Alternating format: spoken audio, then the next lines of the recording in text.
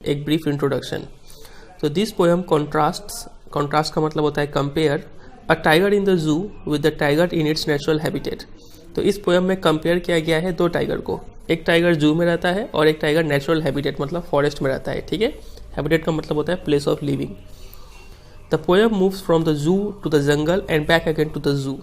तो इस पोएम में पहले जू वाले टाइगर को डिस्क्राइब किया जाता है, फिर जंगल वाले टाइगर को डिस्क्राइब किया जाता है और फिर वापस जू वाले टाइगर को डिस्क्राइब किया जाता है। ठीक है, read the poem silently once, फिर बोला गया कि आपको पढ़ना है और समझना है। तो चलिए हम आपको समझाते हैं इस पोएम का मतलब।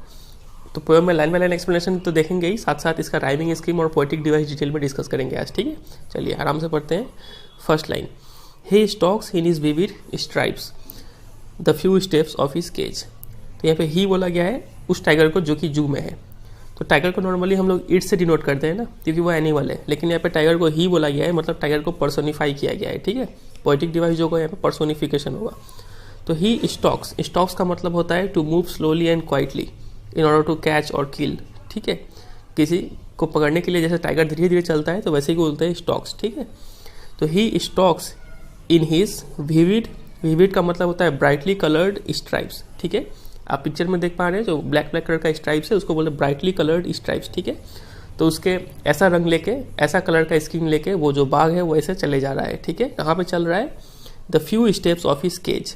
उसका जो केज है, पिंजरा है, वो कुछ ही कदमों का है। ठीक है, तो वो कुछ ही थोड़ा ही दूर का जो केज है उसी में वो चले जा रहा है। ठीक है, on pads of velvet quite. और पैड्स का मतलब होता है पॉज, टाइगर का पंजा। ठीक है, और उसका जो पंजा है वो वेलवेट की तरह है। वेलवेट, ठीक है, काफ़ी सॉफ्ट मटेरियल है, तो यहाँ पे उसके पंजे को वेलवेट के साथ तुलना किया गया है और उस वजह से जब वो चलता है तो काफ़ी क्वाइट है वो। ठीक है, आवाज़ नहीं हो रहा है उसके पैरों का चलने का आवाज़। ठीक है, इन हिज क्वाइट रेज, और वो भी शांत है क्योंकि वो कुछ कर नहीं सकता है, हेल्पलेस है वो, लेकिन वो क्या है? रेज मतलब एंगर, काफ़ी ज़्यादा वो गुस्सा है। ठीक है, क्योंकि उसे कैद करके रखा गया है।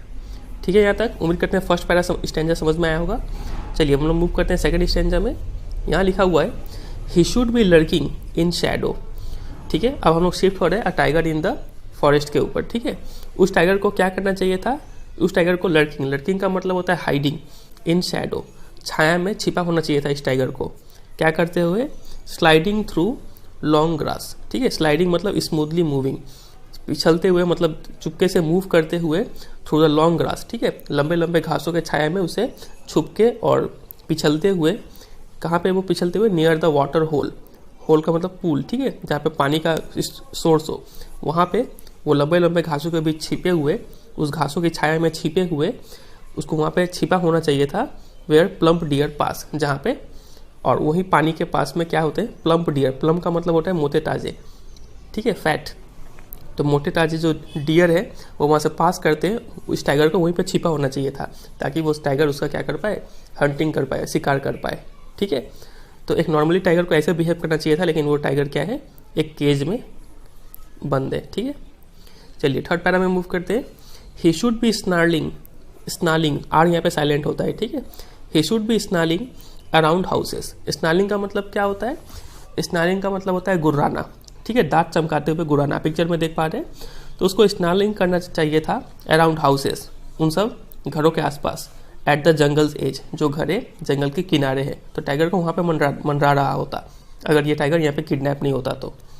Bearing his white fangs, bearing का मतलब होता है शोइंग, वो दिखा रहा होता अपने वाइट फैंग्स। फैंग्स का मतलब होता है तीत। ठीक है, अपने सफ़ेद सफ़ेद दांत वो दिखा रहा होता। हिज क्लॉज का मतलब फिर से वही पंजा होता है, तो अपने पंजा दिखा रहा होता। ठीक है, टेरराइजिंग द विलेज, और जितने भी विलेज के लोग हैं सबको डरा रहा होता वो, अगर वो यहाँ पे बंद नहीं होता तो। ठीक है, but he is locked in a concrete cell, लेकिन वो टाइगर अभी वो बंद है in a concrete cell. Concrete का मतलब building made of cement bricks. ठीक है, आपको पता ही होगा। तो वैसा एक जेल में वो बंद है। ठीक है, जिसके तीनों तरफ से दीवारें और सामने में लोहे के रॉड से, बार से। ठीक है, हिज स्ट्रेंथ बिहाइंड बार्स। ठीक है, और उसका जो पूरा स्ट्रेंथ है, मतलब उसका जो पूरा बॉडी है, ताकत है, वो उस लोहे के जो पिंजरे है उसके अंदर कैद है। Stalking the length of his cage. Stalking का मतलब क्या होता है? स्टॉक का मतलब फिर से वही to move slowly and quietly. ठीक है, वो धीरे धीरे चल रहा है the length of his cage, वो उसका पिंजरा जितना भी लेंथ है उसका, उस लेंथ में वो चुपचाप चले जा रहा है, ठीक है, अपने सॉफ्ट पॉज पे चलते हुए बिना कोई आवाज़ किए भी, ठीक है। इग्नोरिंग विजिटर्स, और वो विजिटर्स को एकदम इग्नोर कर रहा है। नॉर्मली क्या होता कि वो तो सबको डरा के रखता था, लेकिन अभी उसको पता है कि उसका स्ट्रेंथ जो है बिहाइंड द बार्स है, ठीक है, वो कुछ कर नहीं सकता है, तो इसलिए वो विजिटर्स को क्या कर रहा है, इग्नोर कर रहा है, क्योंकि वो कुछ कर नहीं सकता है, यहाँ पे हेल्पलेस है वो, ठीक है यहाँ तक। तो अब आगे कंटिन्यू करते हैं।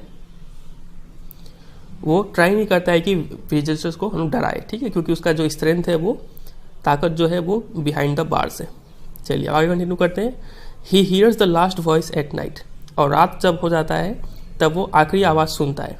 वो आवाज़ क्या होता है, द पेट्रोलिंग कार्स, वो उन सब पेट्रोलिंग कार्स का मतलब व्हीकल्स ऑफ पुलिस जो गुजरते रहते हैं निगरानी करने के लिए, ठीक है, कि सिटी सेफ है कि नहीं, तो उन पेट्रोलिंग कार्स का जो आवाज़ होता है वो सुनता है वो लास्ट में। And stairs with his brilliant eyes at the brilliant stars, और स्टेयर्स मतलब सी, ठीक है, और देखता है, क्या देखता है, अपने चमकदार आंखों से उन चमकदार तारों को देखता है, क्योंकि उसके पास कुछ करने को है नहीं, ठीक है, और वो काफ़ी दुखी भी है, वो कुछ करने को है नहीं, तो वो रात को क्या करता है, आसमान की तरफ देखता है और तारों को देखते रहता है, ताकि वो अपना थोड़ा ध्यान क्या करे, भटका पाए, ठीक है, तो यही वो करता है। तो यही है फिर ये पोयम पूरा। चलिए अब हम लोग बात करते हैं इसका राइमिंग स्कीम के ऊपर, ठीक है। तो राइमिंग स्कीम कैसे करते हैं हम लोग, तो ये रहा। अगर यहाँ पे हम फर्स्ट में ए दे दे, he stocks in his vivid stripes, तो स्ट्राइप्स के लिए हम ए दे रहे हैं, तो स्ट्राइप जैसा कोई वर्ड है यहाँ पे, केज, क्वाइट, रेज, तो स्ट्राइप जैसा कोई वर्ड नहीं है, तो छोड़ दीजिए उसको। अब हम लोग आते हैं केज पे। केज को अगर हम केज वाले साउंड को अगर बी दे दे, तो केज, क्वाइट, रेज, हाँ केज और रेज मिल रहा है, तो यहाँ पे हम भी बी दे देते हैं, और क्वाइट वाले वर्ड जैसा कुछ तो है नहीं, तो यहाँ पे सी हो जाएगा, ठीक है। तो राइमिंग स्कीम हो गया ए, बी, सी और बी, ठीक है। वैसे ही सेकंड अगर स्टैंडर्ड में आए हम लोग, तो यहाँ पर भी अगर शैडो को अगर हम ए दे दें, तो शैडो जैसा वर्ड ग्रास, होल किसी में नहीं है, ठीक है। तो ग्रास को अगर हम बी दे दें यहाँ पे, तो ग्रास और पास, फिर यहाँ पे भी बी हो गया, और होल के लिए सी, तो ए, बी, सी, बी। वैसे ए, बी, सी, बी यहाँ पे भी आया था, सब में ए, बी, सी, बी, यही राइमिंग स्कीम है सबका ही, ठीक है। 1, 2, 3, 4, 5 पाँचों स्टैंजा में राइमिंग स्कीम ए, बी, सी, बी है। चलिए राइमिंग स्कीम के ऊपर बात कर लिया, अब हम आते हैं पोएटिक डिवाइस के ऊपर, ठीक है। तो सबसे पहला पोएटिक डिवाइस तो यहाँ पे ही के लिए हो गया, पर्सोनिफिकेशन, ठीक है। सेकंड अगर हम बात करें तो यहाँ पे लिखा गया था ऑन पैड्स ऑफ वेलवेट, मतलब उसका जो पैड है, पॉज है, पंजा है, उसको तुलना किया गया है वेलवेट मटेरियल के साथ। तो और यहाँ पे एज और लाइक जैसा वर्ड यूज़ नहीं किया गया है कंपैरिजन के लिए, ठीक है, डायरेक्ट कंपेयर कर दिया गया है, तो इसको यहाँ पे पोएटिक डिवाइस है मेटाफर, ठीक है। अगर एज और लाइक वर्ड यूज़ करके कंपेयर किया जाता ना, तो पोएटिक डिवाइस हो जाता है यहाँ पे सिमिली, ठीक है, लेकिन अभी है यहाँ पे मेटाफर, ठीक है। दो पोएटिक डिवाइस हुआ। तीसरे पे शिफ्ट कर रहे हैं अगर हम लोग, तो तीसरा पोएटिक डिवाइस आप देखें, फर्स्ट लाइन से जब सेकंड लाइन में आ रहे हैं, तो यहाँ पे कोई पंचुएशन मार्क नहीं है, ठीक है, स्ट्राइप्स के बाद में, तो बिना पंचुएशन मार्क के फर्स्ट लाइन से सेकंड लाइन में आ रहे हैं, यहाँ पे पोएटिक डिवाइस हो गया एंजैम्पमेंट, ठीक है, इसको पहले भी समझा चुके हैं, एंजैम्पमेंट, ठीक है। तो ये हो गया तीसरा पोएटिक डिवाइस। अब आते हैं चौथे पोएटिक डिवाइस पे। तो चौथा पोएटिक डिवाइस है, अगर आप फर्स्ट लाइन देखें यहाँ पे, तो स्टॉक्स, हीज, स्ट्राइप्स, तो फर्स्ट लाइन में जो एस साउंड है वो कुछ ज़्यादा ही प्रोमिनेंट है, और एस एक कॉन्स्टेंट कॉन्सोनेंट है, तो इसीलिए यहाँ पे पोएटिक डिवाइस हो गया कॉन्सोनेंस, ठीक है। तो ये यहाँ पे पोएटिक डिवाइस हो गया। फिर अगर आप थर्ड और फोर्थ लाइन को देखें, तो यहाँ पे एक वर्ड है क्वाइट, और यहाँ पर फिर से क्वाइट, तो दो वर्ड रिपीट हो रहा है, तो यहाँ पे पोएटिक डिवाइस हो गया रिपीटिशन, ठीक है। चलिए तो हम बात कर लिया फर्स्ट स्टैंजा का। अब आते हैं सेकंड स्टैंजा पे। तो सेकंड स्टैंजा पे अगर हम देखें यहाँ पे, तो आप यहाँ पे देखेंगे प्लम्प और पास, ठीक है। दो जो साउंड है प्लम्प और पास, दोनों साउंड यहाँ पे रिपीट हो रहा है, पीपी का साउंड, ठीक है, तो इसलिए यहाँ पे पोएटिक डिवाइस हो गया एलिटरेशन, ठीक है। और यहाँ पे ग्रास से लेके होल पे जब पास कर रहे हैं, तो विदाउट पंचुएशन मार्क है यहाँ से यहाँ पे, तो यहाँ पे भी पोएटिक डिवाइस हो गया एंजैम्पमेंट। सिमिलरली यहाँ पे भी हो गया एंजैम्पमेंट, थर्ड टू फोर्थ लाइन जब आते हैं, ठीक है। चलिए अब आते हैं थर्ड स्टैंजा पे।